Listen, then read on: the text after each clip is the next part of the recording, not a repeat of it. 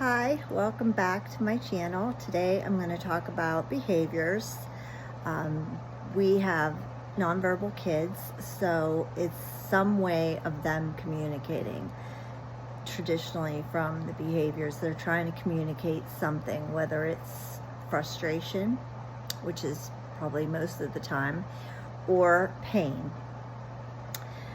I would advise the best way to approach it is to assess the situation, to see what their surroundings are, what's been going on that would be triggering this behavior that you're seeing.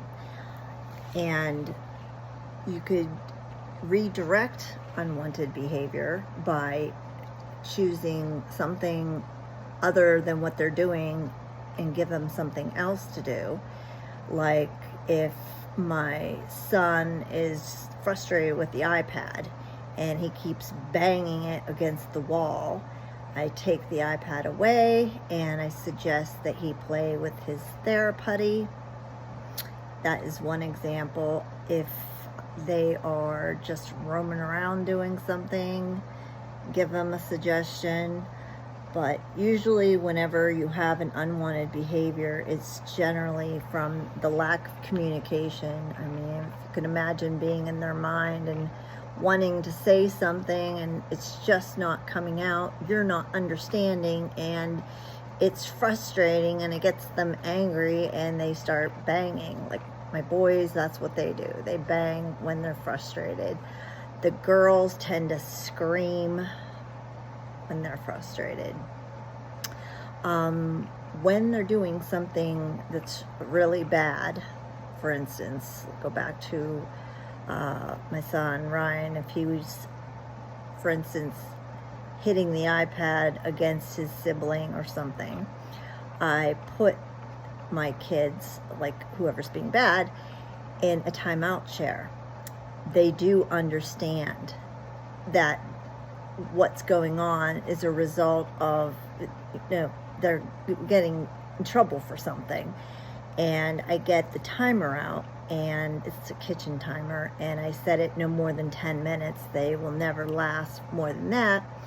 And when it dings, I tell them, you could get up from this chair. And it works. They understand. And if you don't follow through with whatever you're approaching, and it goes with typical kids as well, if you don't follow through with if you don't do this, this will happen, or what's similar, if you don't follow through, you're just breaking yourself up to being more manipulated, and they're going to remember that you did that, and they're going to push the boundaries to the nth degree. You have to follow through.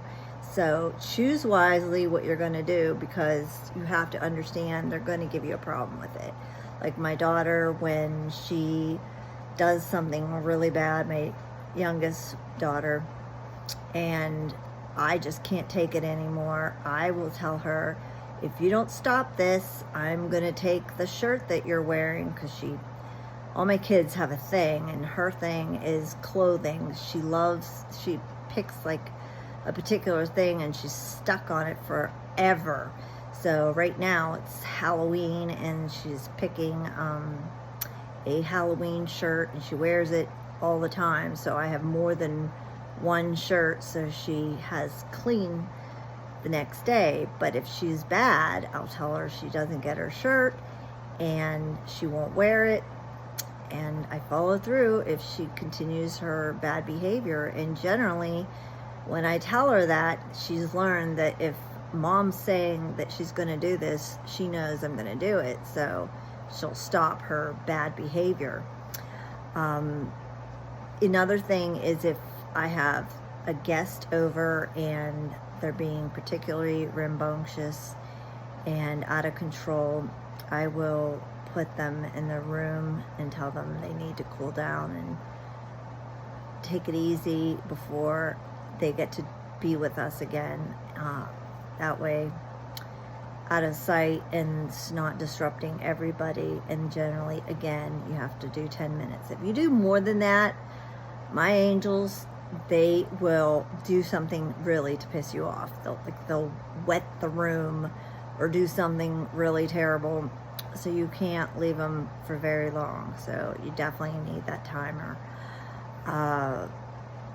They generally like to have something to help them soothe them, and that helps with behaviors. So if you have something that works to soothe and mellow them out, like we would probably have like a drink or something, they also would need something to get them to calm down. I hate giving medicine, but there is anxiety medicine out there. If you talk to your doctor and explain the situation, and sometimes I have to give them a dose of that if I know there's going to be some kind of behavior, because they're not going to like what we're about to do. So if we have to go somewhere that they really don't want to go, I will give them the medicine because it's something we have to do, can't get out of it. And if I don't, they will do a behavior. So I generally don't like medicine, but it is helpful in situations that you might not have any control over. My son Ryan loves weighted blankets. He loves the soothing, comforting feel of being just that weight. So he loves pillows and blankets. So he likes a lot of heaviness around him, and that makes him feel a lot better. He also likes the Theraputty, which is something you get, I thought I had it with me. It's something you get online, and it comes in different textures. And my son, Ryan, who's the most curious and misbehaved, he likes the hardest texture because it's really hard to manipulate, and it gives him a challenge, and he really is into the challenge. And also, I have to warn the new parents, or the younger parents, that as your angels get older, they get more and more curious about things that you really have to keep an eye on them, like fire and leaving the house without telling you. So they're just constantly trying to push the boundaries to see what they can do. What am I able to do? What am I allowed to do? And they see things on videos, and they might try to mimic what they see on a video. And so you have to, once again, assess the surroundings, assess what's going on to see what might be triggering a behavior that you don't want. But most of the time, it's all stemming from communication. The lack of communication, the lack of understanding between the two of you is, quite honestly, most of the time, like the behaviors, at least for me. I'm speaking from myself. I'm not a doctor, but I'm talking from my experience that is what I've learned, is it's most of the time that communication barrier.